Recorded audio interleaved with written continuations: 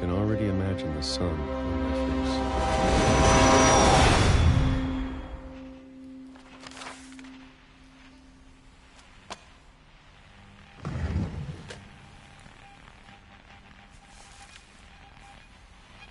Walter died when I was 6.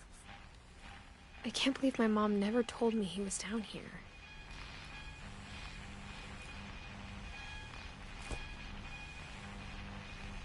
I'm sure my mom was trying to protect me.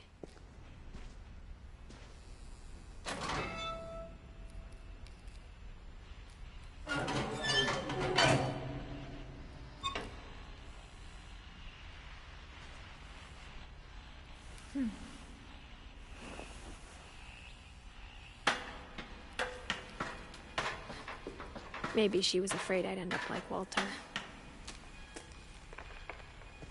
But if she never told me about an uncle under the house, I can only imagine what else she was hiding. I don't want to make the same mistakes she made, trying to bury something that's still alive.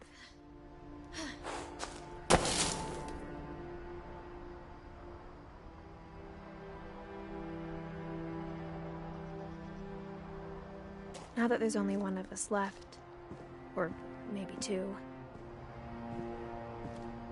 I thought it was time I heard the stories for myself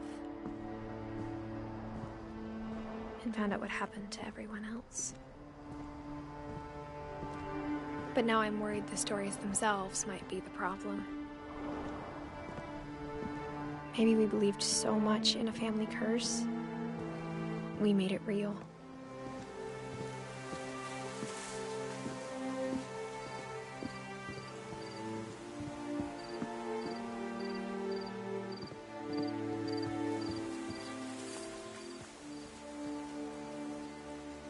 I don't know if I should even be writing this.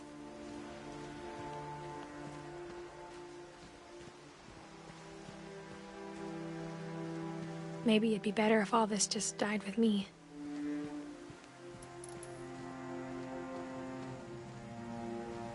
But I thought you should know about your family.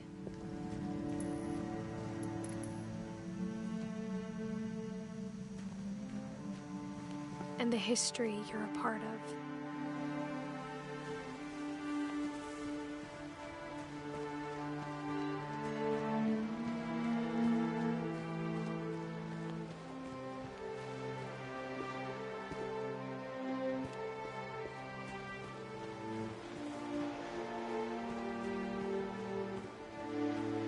Though to be honest, I feel as lost as you probably do right now.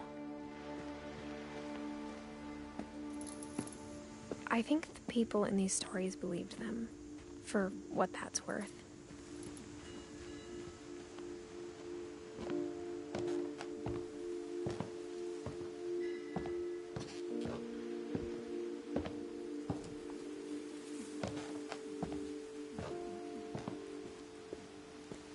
And when you look at the house, that history of imagination and stubbornness and madness, any of it seems possible.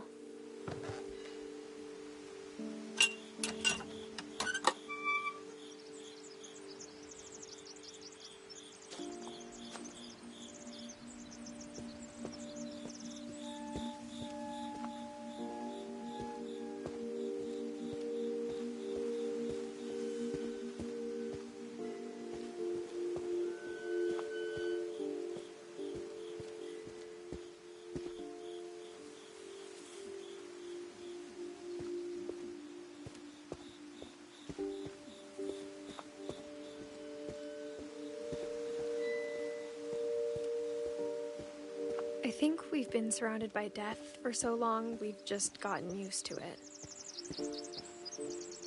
What kind of family finishes building a cemetery before starting the house?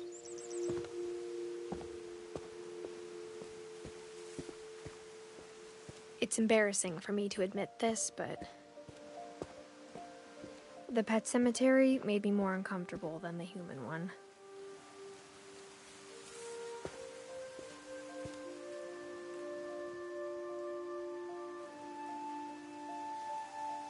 3 of the gerbils were mine, and 2 had been my fault.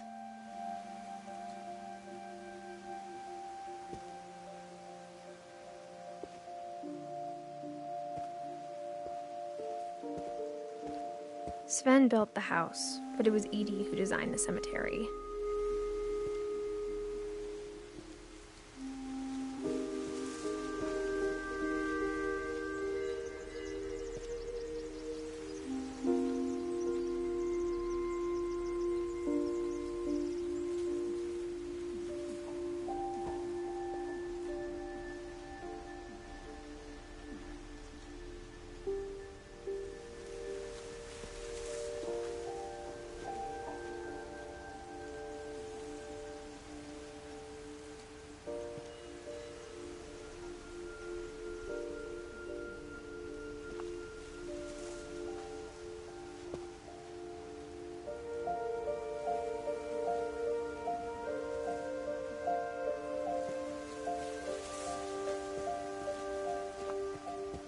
I'm sure Odin's monument had been Edie's idea. My mom was always trying to move on, but for Edie, the past never went away.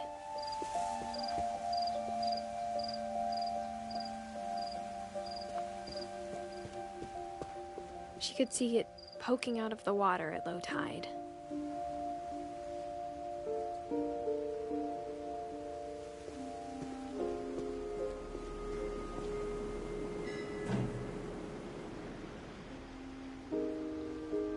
Edie said she dreamed about the old house every night.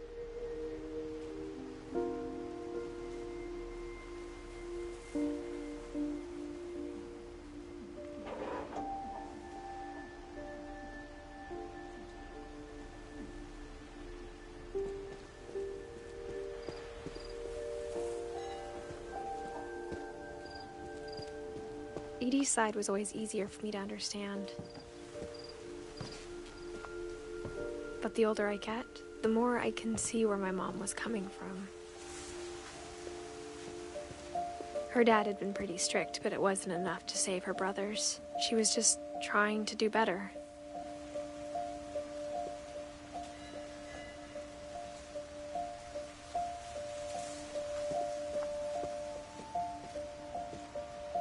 She lost 2 of her brothers, just like I did.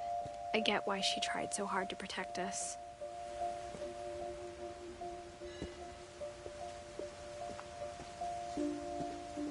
There's so many things I wish I could ask my mom now. Part of me thinks this is what she wanted all along. For me to come back someday and find everything out for myself.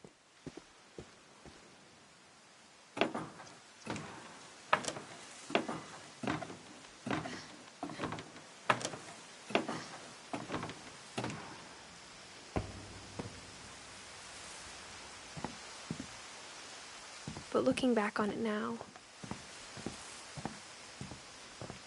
if she told me there was going to be so much climbing, I never would have come when I was 22 weeks pregnant.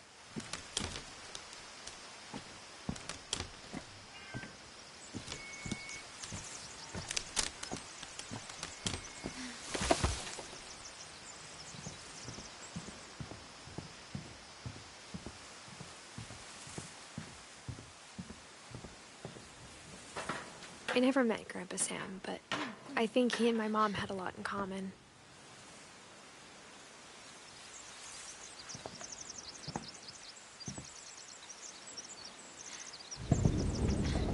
They were both pretty intense.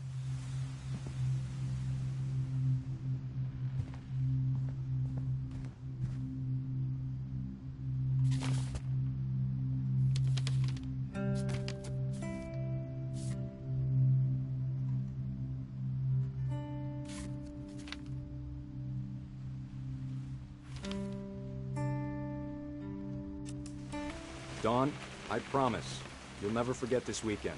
Yes, sir. These memories are gonna last a lifetime. Mm-hmm. Perfect. It's gonna rain the whole weekend, isn't it? I will never forget this weekend. Okay, got it. I'm gonna take some pictures, okay? Just be careful. The camera's older than you are.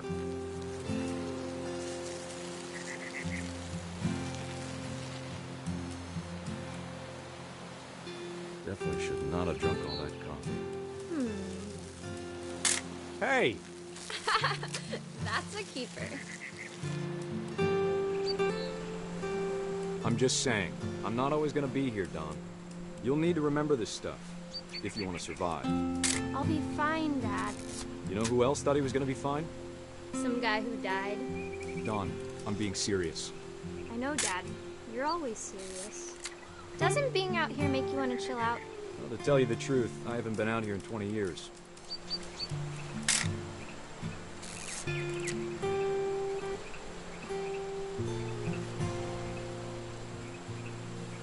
Last time I was with my brother Calvin. Man, that was a great trip. Your grandpa Sven taught us how to fish. Don, don't you think you could find something more interesting to photograph? You don't need to waste any more film on me, kiddo.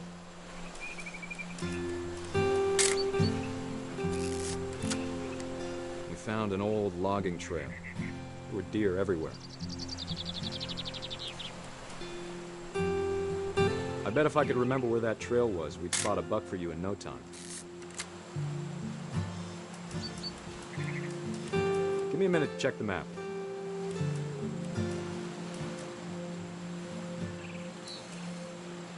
Dad! Good eyes, Don.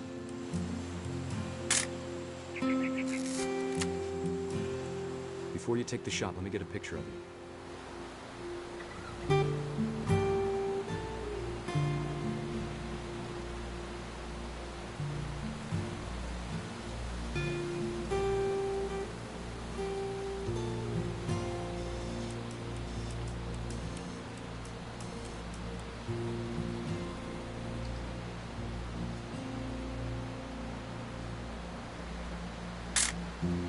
I'm over here, Dad.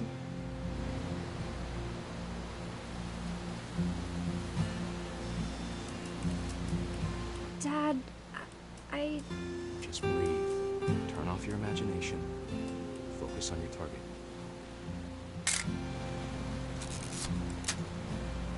Let me get behind you. Do I have to do this? Don, you don't have to do anything. But if you want to survive, you'll need to be strong. Great shot, Don!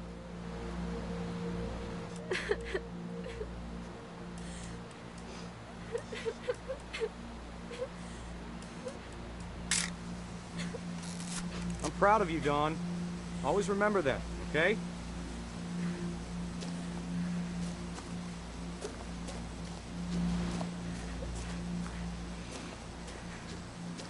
Sorry, Don. Just gotta reset the timer.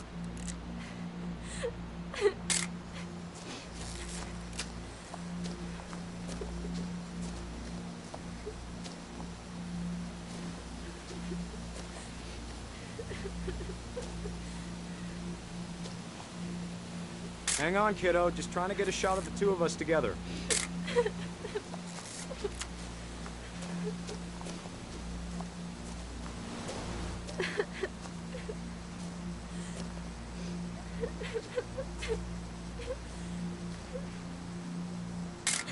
Crap.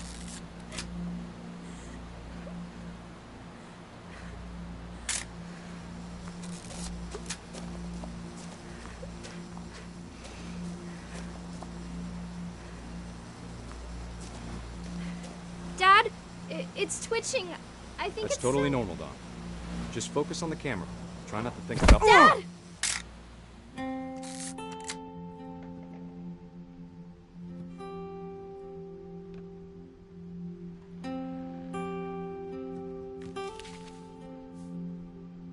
Of all these stories, that's the one I wish most that my mom had told me.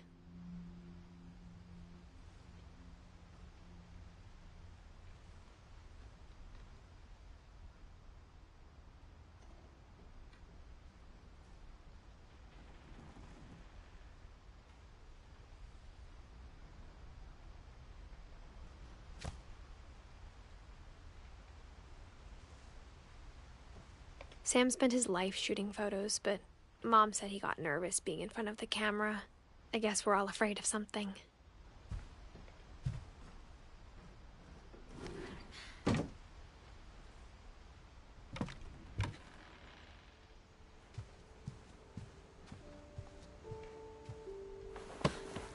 After Sam died, my mom and Edie got really close.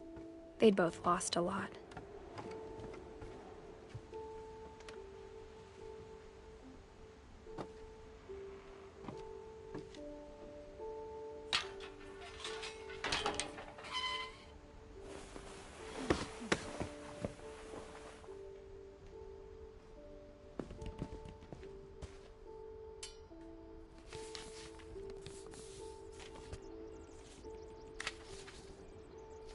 Dear Kay, do you remember the way Gregory used to laugh when he thought he was alone?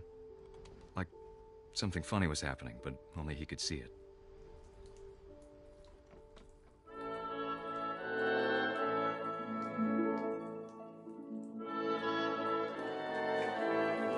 I think he saw things the rest of us don't.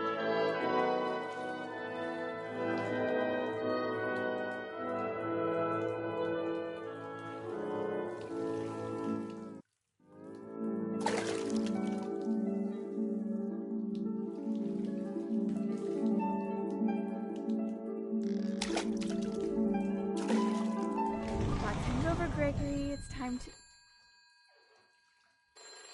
Hold on, sweetie. Hello? Sam, I told you I don't want to talk right now. I wonder what he saw.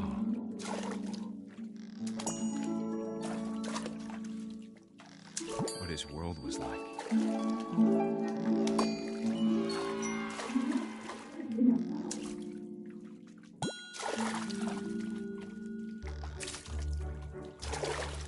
He reminded me so much of Calvin.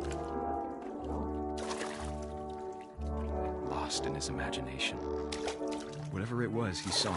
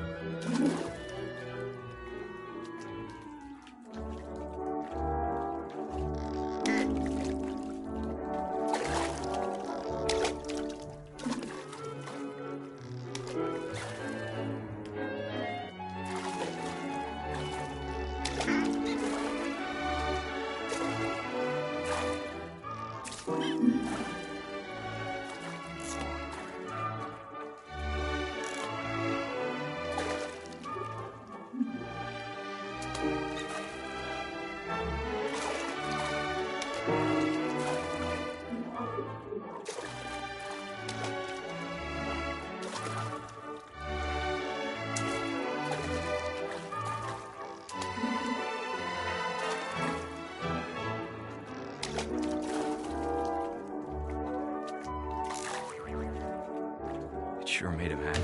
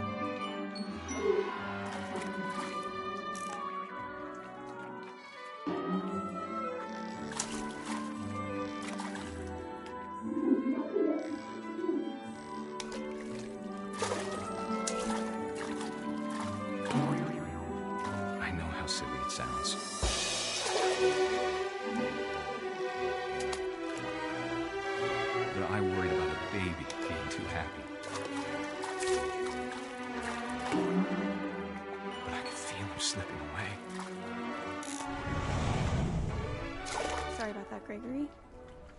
I know you did everything you could.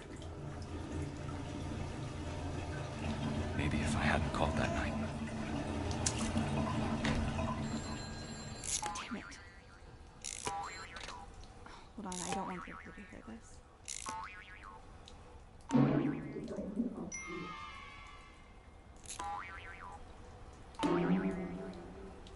I wish he could have told us about the world he saw.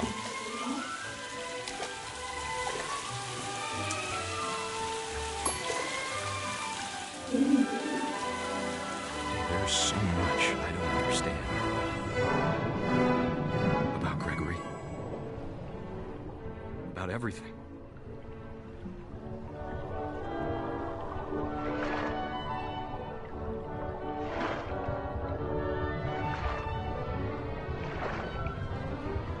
I know what happened wasn't your fault.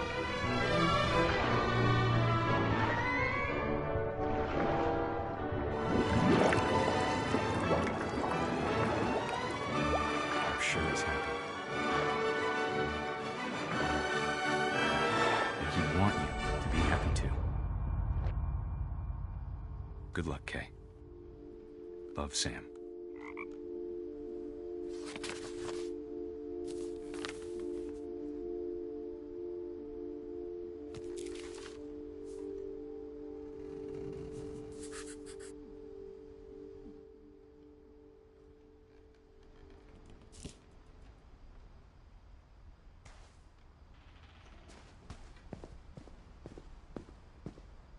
I can't imagine my mom ever writing poetry, and yet...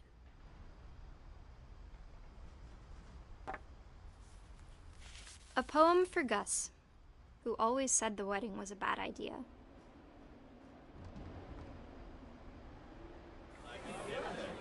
Our father never hit us kids, at least not very hard, before the day my brother said with teenage disregard that he'd be dead before he'd see a wedding in our yard.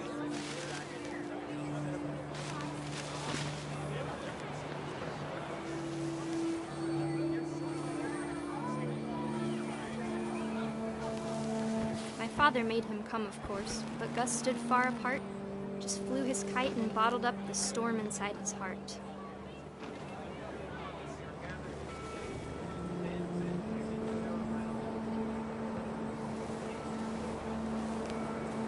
I tried to talk him out of it, but though he'd never met her, "We don't need a stepmom," were the words that I now remember. pronounce you husband and wife.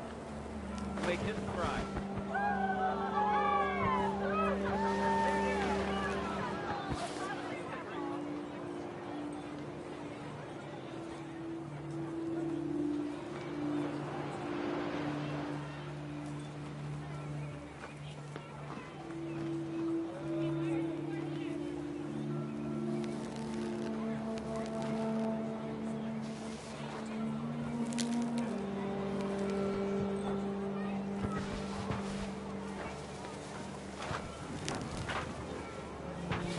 When the time for photos came, Dad ordered him to come here. But Gus declined, and as a sign held up his middle finger.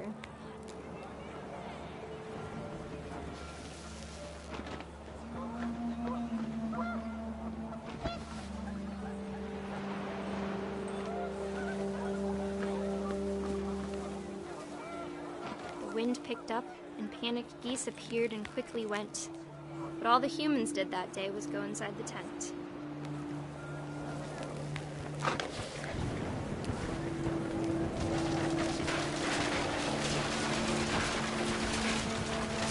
The rain came down in buckets then, but no one seemed afraid that nature might destroy the tent our dad had crudely made.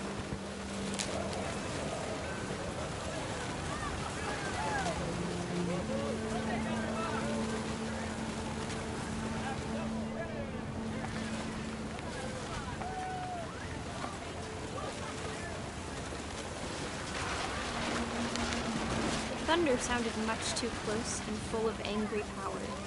But all my father said to this was, "Make the music louder."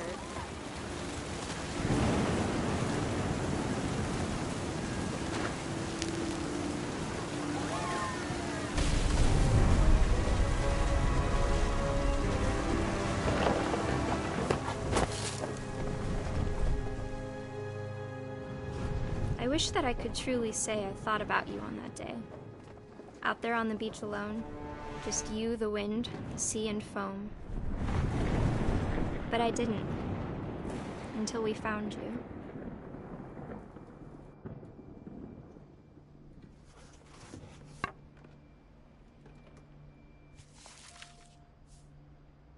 She never talked about him, but Mom told me once if I was a boy, they were going to name me Gus.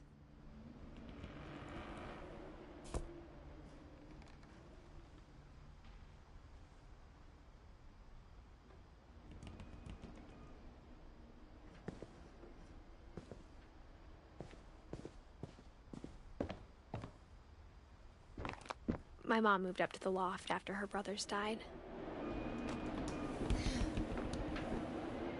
At the time, it was as far away as she could get.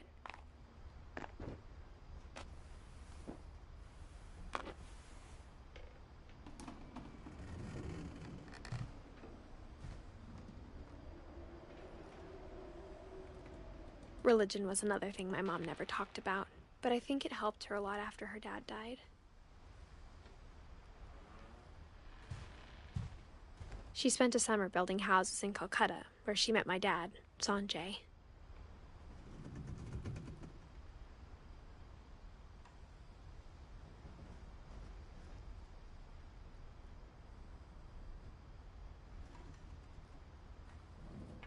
My mom moved to India a week after graduation and got a job teaching English.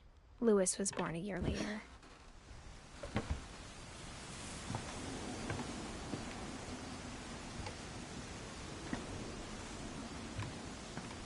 When my dad died, I don't think Mom knew where else to go. I'm sure Edie was happy to have her back. The house had to get a little bigger, but Edie was used to that. And for a while, things were good. Almost normal.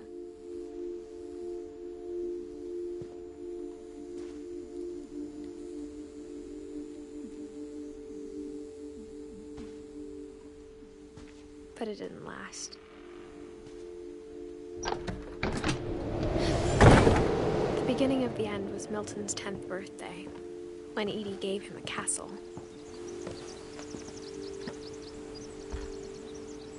After Milton disappeared, the only thing he left behind was a room full of paintings.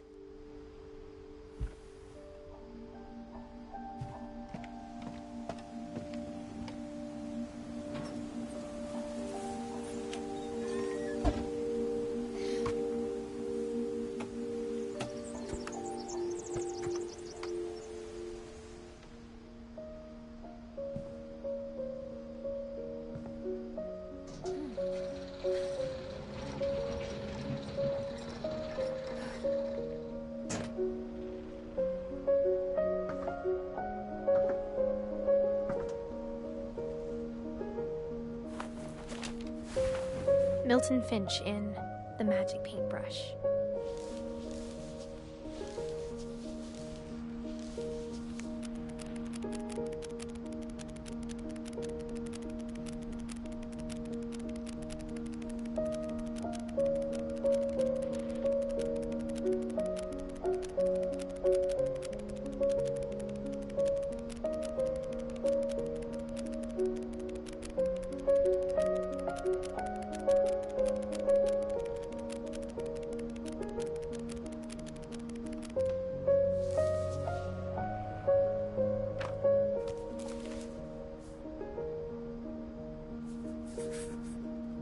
I was 4 when Milton disappeared.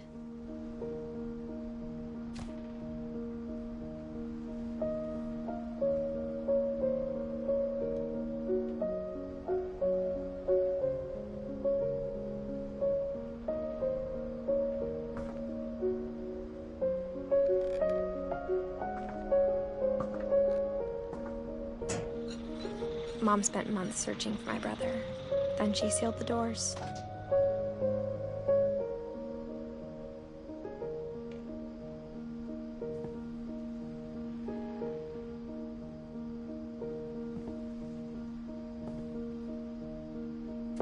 Whatever Milton had found in the house, Mom didn't want it getting out.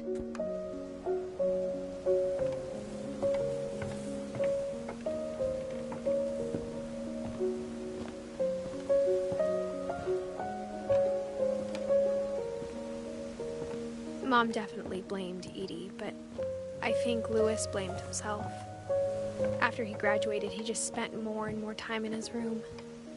Until Mom got him a job at the cannery.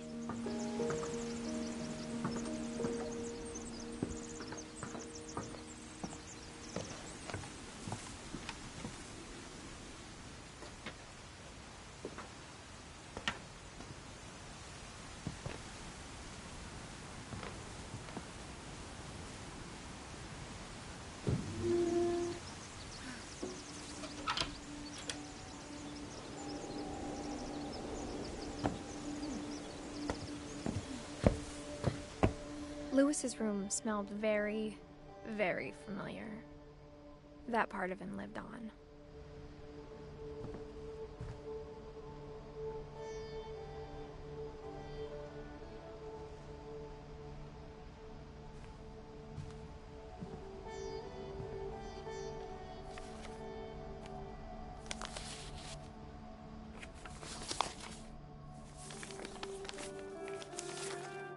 Dear Mrs. Finch, as Louis's psychiatrist, I can understand your desire for an explanation.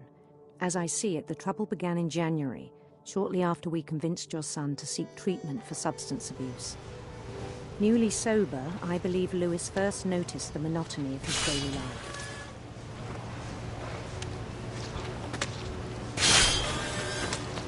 He kept working at the cannery. But he withdrew part of himself. In our sessions, I saw the same behavior. His mind began to wander. I asked him to describe it. He said he started small, imagining a labyrinth. He'd feel his way about. Then something moved. Bats. And toads. And things that have not names. He knew it was all in his head.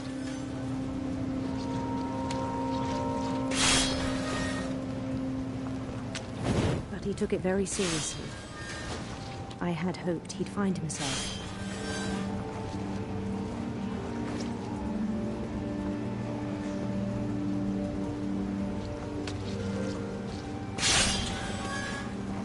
But he found something more.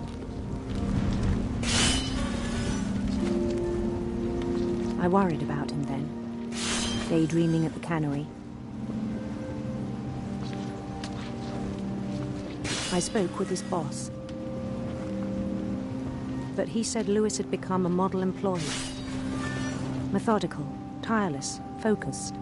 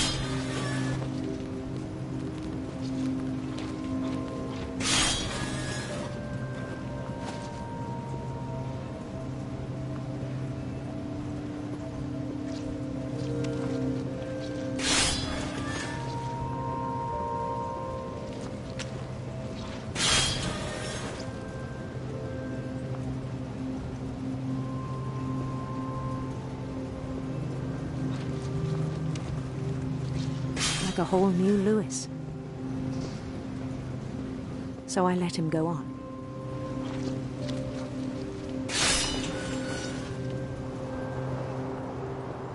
I even encouraged him. It seemed very promising at first.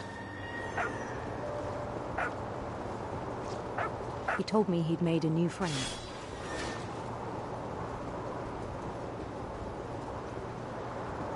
On the edge of a city he named Lewis Topia. He built the city up slowly, brick by brick. Then he made musicians.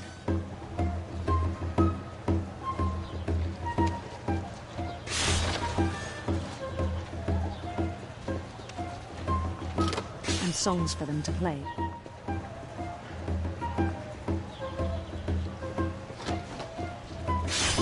He talked about starting a band. And he was always humming something. Every day his imagination grew stronger.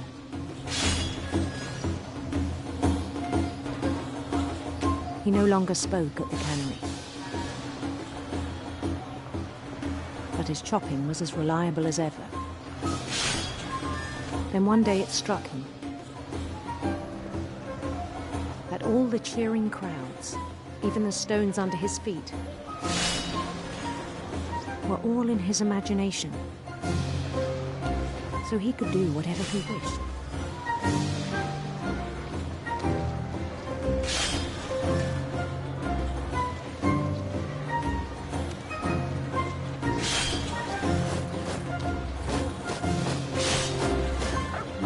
He held an election for mayor. And he won. They begged him to stay, but his mind was already wandering. It became a game for him.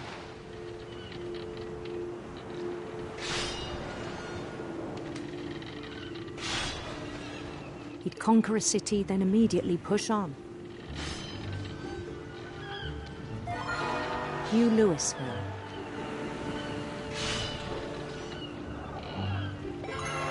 St. Louis. He started drifting away from our reality.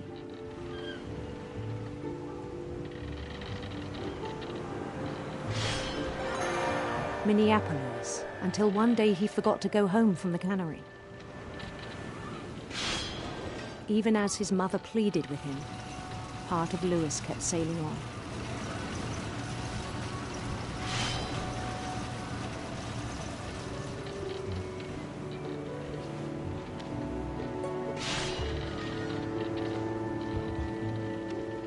In Lewisburg, he heard rumors of a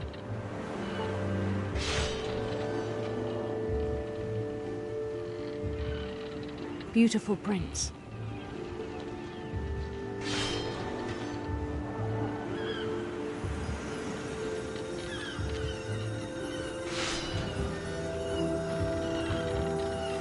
The prince was on his own quest for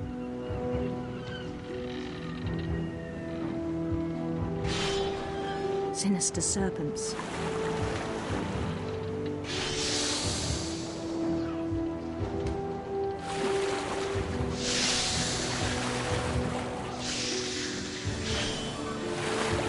He followed the sound of his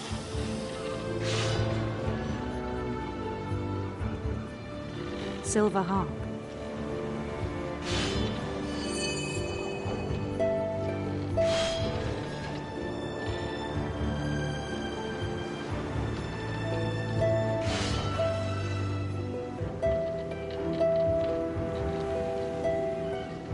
His chase led him to a golden palace east of the sun and west of the moon. Even then, his logic remained sound.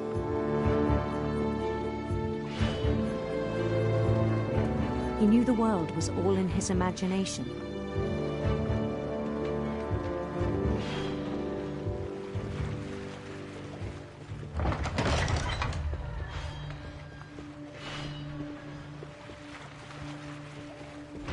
but he was so proud of having created it.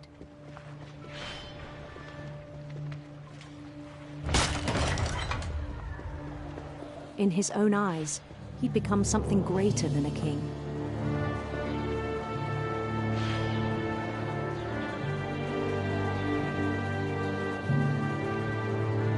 For someone who'd never known success in the real world, I think it was overwhelming. And then it struck him that the real Lewis was not the one chopping salmon, but the one climbing the steps of a golden palace.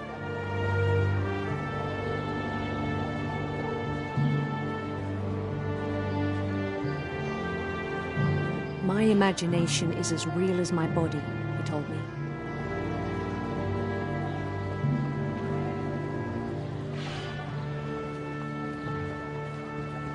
It was hard to argue with him.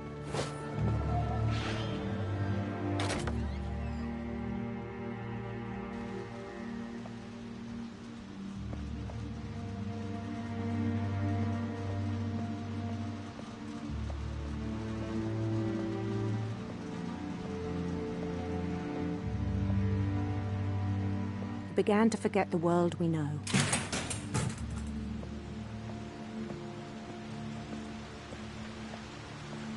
I think it pained him to remember Lewis, the cannery worker.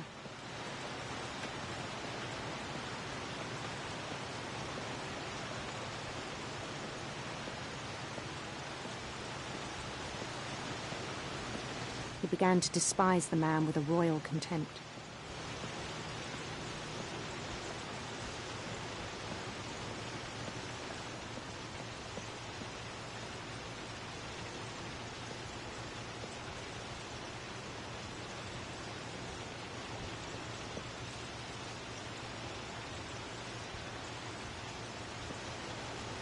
I still thought I could save him.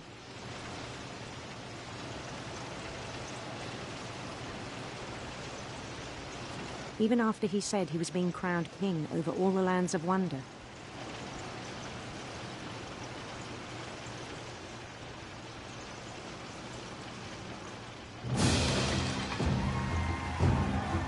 The palace would be packed with his companions.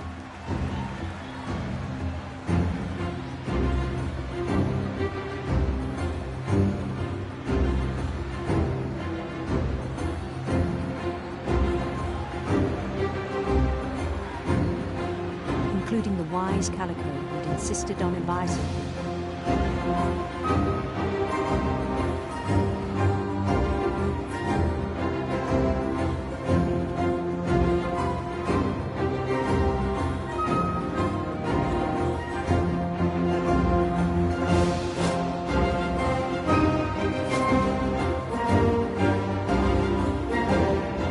His prince waited, holding his crown.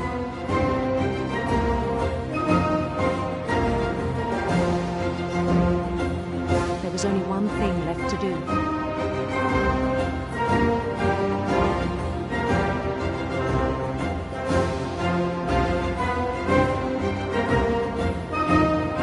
Bend down his head.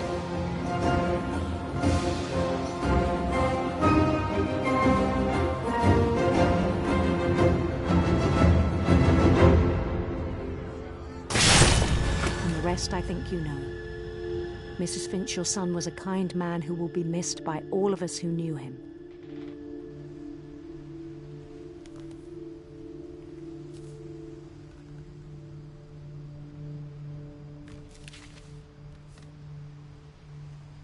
My brother was really cool. I wish you could have met him.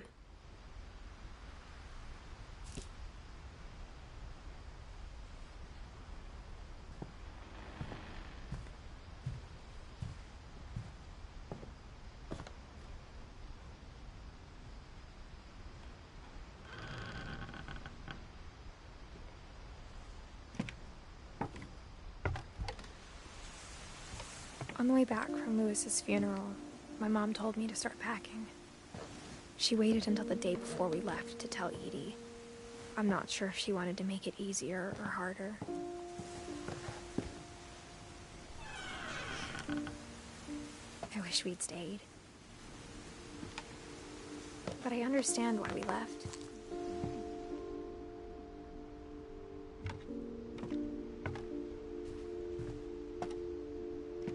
My mom ended up leaving everything behind. What happened that night had been coming for a long time. Maybe it should have come sooner.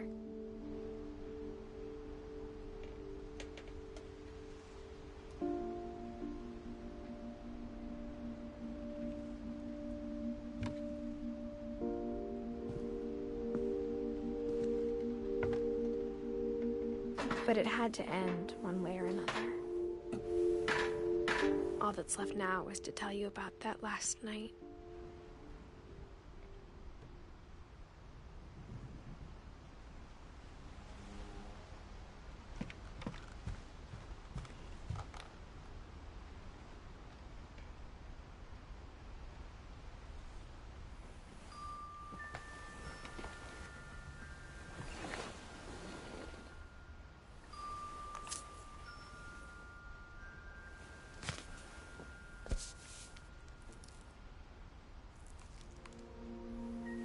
That whole last day, Edie just watched us pack and didn't say a word. Until supper, when she raised her glass and said, "To our final night together, and all our final nights apart." Grandma, you know what I said about alcohol. Some of your medications are very Edith, specific. I left a present for you in the hallway. Why don't you go open it? The grown-ups have to argue now. I'm sorry, you're right. We're all leaving tomorrow. Let's just enjoy our last... I'm not leaving. Edith, you're excused.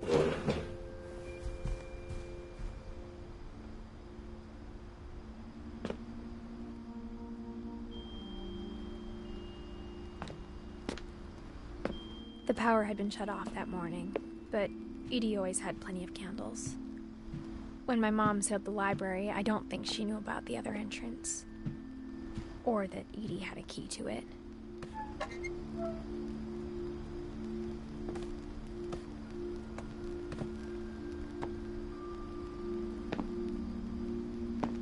That thing you're afraid of isn't going to end when you leave the house. Edith has a right to know these stories.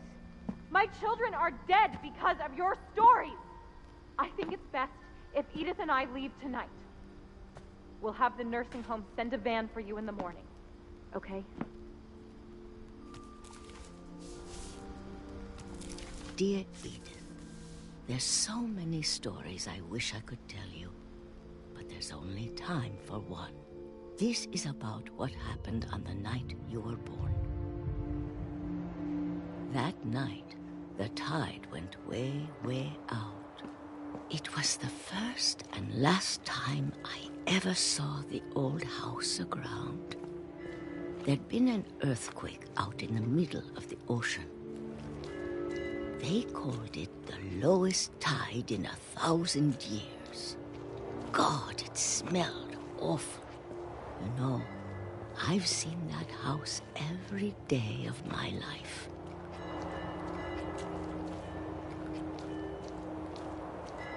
But I never thought I'd go back to it. When the fog rolled in, I lost my way.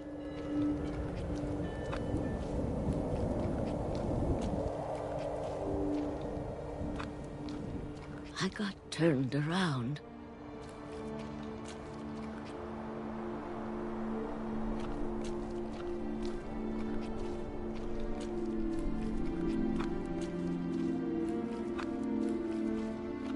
I started seeing things.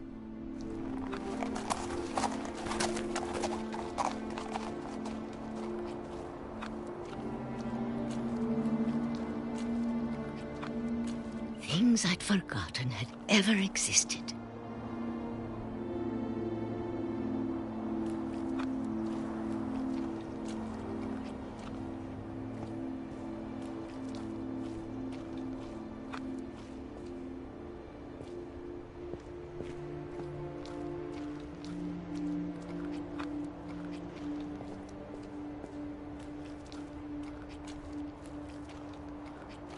But when I saw them, they felt like old friends. That night, a lot of things came back to me. Or maybe I came back to them.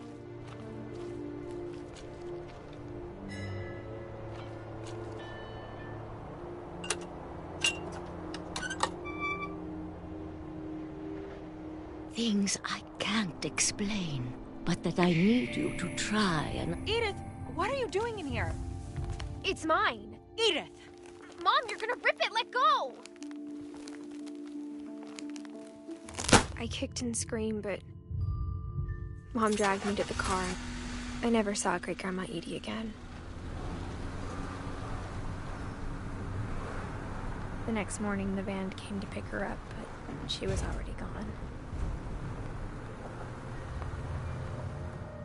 After that, we moved around a lot.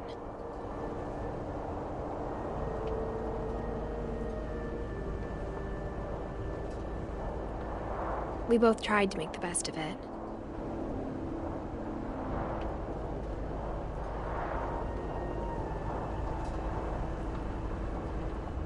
A few years went by.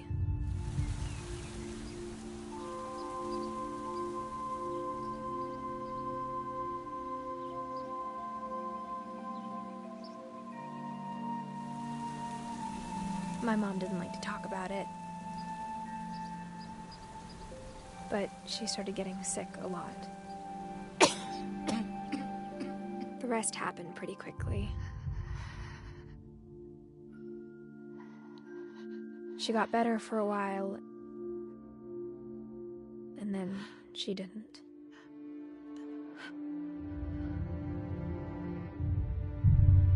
And then I was alone.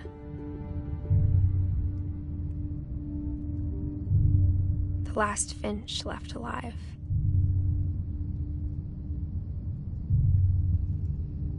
Until I found out about you. I'm still not sure what to tell you about all this. If we lived forever, maybe we'd have time to understand things. But as it is, I think the best we can do is try to open our eyes. And appreciate how strange and brief all of this is. This journal was supposed to be for you. But now I hope you'll never see it. I just want to meet you and tell you all these stories myself. But I guess if you're reading this now, things didn't work out that way.